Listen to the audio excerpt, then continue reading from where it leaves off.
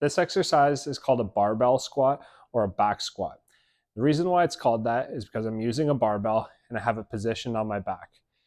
I'm going to set myself up so I'm in the middle of the bar here. And in the squat, you're going to think about your hips and your weight going downward, in opposition to the deadlift where your hips are more going backwards.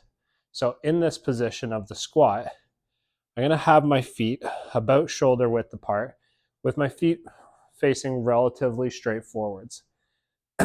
Then I'm going to basically sink my hips down towards the ground. And in order to do this, my knees will need to go forwards.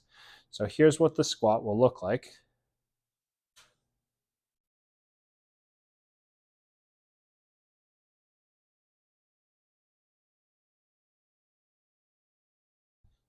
Your goal is to try to get your hips to the level of your knees, or maybe even slightly below that parallel point. And if you can sink deeper than that, that's great. Now, a few things to think about with the setup of the squat. One is creating that intra-abdominal pressure, that ability to create a brace. So you want to be able to lock your pelvis into your rib cage, create some pressure in your abdomen, because that's going to create the stability in your low back. And you're looking to be able to maintain that stability the whole time you descend and come back up from the squat. Couple different tendencies. Some people will end up in a really rounded position. So they'll start to kind of go here. That has the potential to aggravate the low back.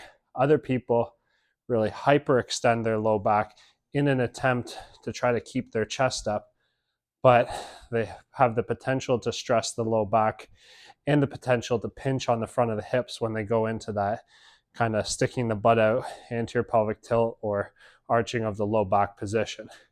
So your goal is to be able to try to lock the pelvis and the rib cage together in a stacked position, and then be able to maintain that stacked position as you go throughout the squat.